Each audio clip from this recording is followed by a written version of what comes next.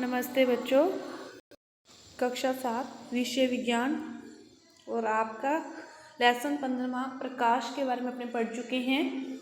इसके क्वेश्चन उत्तर देखने थे। देखो क्या दे रखा है। पहला क्वेश्चन कि जिस प्रतिबिंब को पर्दे पर न प्राप्त किया जा सके वे क्या कहलाते हैं? आभासी।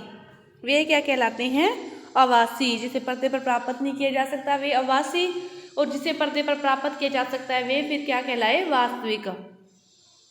यदि प्रतिबिंब सदैव आभासी साइज में छोटा हो तो यह किसी उत्तल दर्पण द्वारा बनाया गया होगा। उत्तल दर्पण। यदि प्रतिबिंब सदैव बिंब के साइज का बने तो दर्पण समतल होता है। समतल दर्पण पर कैसे बनता है? सीधा, आभासी और वस्तु के साइज का। और जिस प्रतिबिंब को पर्दे पर प्राप्त किया जा सके वे फिर क्या कहलाते हैं? वास्तविक। जिसे प्राप्त न किया जा सके वे क्या कहलाए? आभासी, और जिसे फिर प्राप्त किया जा सके वे क्या कहलाते हैं? वास्तविक। अवतल लेंस द्वारा बनाया गया प्रतिबिंब पर्दे पर प्राप्त नहीं किया जा सकता। अवतल लेंस। दूसरा देखो, सत्य असत्य कि हम उत्तल दर्पण से आवर्धित और सीधा प्रतिबिंब प्राप्त कर सकते हैं। सीधा नहीं कर सकते, गलत है। अवतल लेंस सदैव आभासी प्रतिबिंब बनाता है, सही है। अवतल दर्पण से हम वास्तविक आवर्धित उल्टा प्रतिबिंब प्राप्त कर सकते हैं, सत्य है। वास्तविक प्रतिबिंब पर्दे पर प्राप्त नहीं किया जा सकता, गलत है। वास्तविक प्रतिबिंब पर्दे पर प्राप्त किया जा सकता है लेकिन आभासी प्रतिबिंब पर्दे पर प्राप्त नहीं किया जा सकता। अवतल दर्पण सदैव वास्तविक प्रतिबिंब बनाता है, असत्य है।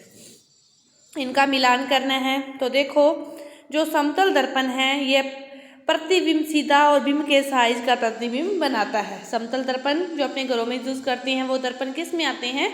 समतल दर्पण में आते हैं।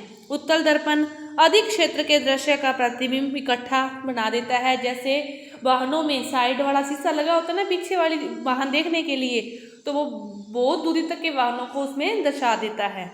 उत्तल लेंस आवर्धक लेंस की भांति अवतल दर्पण दंत चिकित्सकों के पास उपयोग किया जाता है, और अवतल लेंस सीधा और बिंब के साइज से छोटा प्रतिबिंब बनाता है।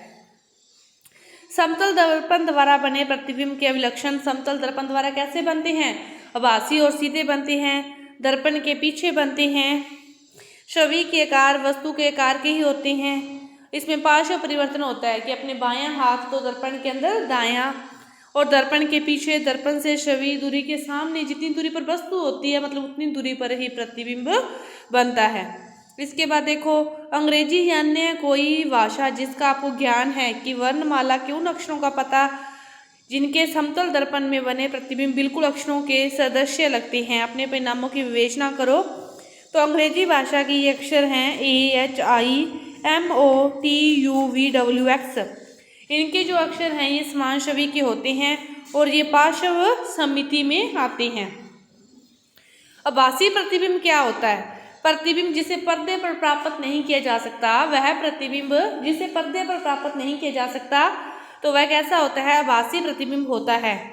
समतल दर्पण द्वारा जो नियमित परिवर्तन प्रतिबिंब है, उत्तल व अवतल लेंस, ये क्या होते हैं? तीनों के द्वारा ही आभासी बनते हैं। तीनों के द्वारा ही आभासी बनते हैं। उत्तल व अवतल दोनों में अंतर बताने हैं। तो उत्तल लेंस में तो क्या होता है, इसके द्वारा जो बने प्रतिबिंब है वो वस्तु से छोटे, वस्तु से बड़े, छोटे और वस्तु के आकार के बराबर हो सकते हैं, जबकि अवतल लेंस से हमेशा क्या बनते हैं? छोटे बनते हैं। उत्तल लेंस से छोटे भी हो सकते हैं, बड़े भी हो सकते हैं और वस्तु के आकार के भी हो सकते हैं, लेकिन अवतल लेंस से हमेशा क्या बनते हैं? छोटे बनते हैं।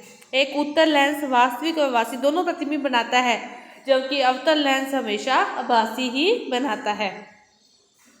अवतल व उत्तल दर्पणों का एक एक उपयोग लिखना है। तो अवतल दर्पण का उपयोग टॉर्च में और दंत डॉक्टर के पास किया जाता है। उत्तल दर्पण का उपयोग वाहनों में पीछे के वाहनों को देखने के लिए पर्श शीशे के रूप में, पर्श दर्पण के रूप में इसका उपयोग किया जा सकता है। किस प्रकार का दर्पण वास्तविक प्रतिबिंब बना सकता है? अवतल दर्पण। और किस प्रकार का लेंस सदैव आभासी बनाता है? तो अवतल लेंस। लेंस में आए वो तो अवतल लेंस आभासी बनाता है, दर्पण में आओगे तो अवतल दर्पण वास्तविक बनाता है। इसके बाद देखो, बिंब से बड़े साइज का आभासी प्रतिबिंब बनाया जा सकता है अवतल दर्पण द्वारा। डेविड अपने प्रतिबिंब को समतल दर्पण में देख रहा है उनके बीच की दूरी 4 है। यदि वह दर्पण की ओर 1 मीटर चलता है तो डेविड व उसके प्रतिबिंब के बीच की दूरी, मतलब वो दर्पण की ओर 1 मीटर चला, पहले 4 थी, 1 मीटर चला तो उसके बीच कितनी रहेगी 3, और जो उसका प्रतिबिंब है वो भी दर्पण से कितनी पीछे बनेगा 3, तो टोटल दूरी कितनी होगी 3 और 3 6, वो कितनी पीछे रह गया 6। एक कार का पक्ष दृश्य दर्पण समतल दर्पण है। ड्राइवर अपनी कार को 2 मीटर प्रति सेकंड की चाल से ब्रेक करते समय पक्ष दर्पण में जिस कार के पीछे खड़े हैं किसी ट्रक का प्रतिबिंब दिखता है। ड्राइवर को ट्रक का प्रतिबिंब जिस चाल से अपनी ओर आता हुआ दिखाई देगा, जिस चाल से वो चल रहा है उसी चाल से दिखाई देगा, सेम चाल से। इसके बाद देखो 13वां क्वेश्चन कि एक कार का पक्ष दृश्य दर्पण 2 मीटर की चाल से ब्रेक करता है, तो ये वही क्वेश्चन है, सेम ही लास्ट क्वेश्चन आपका।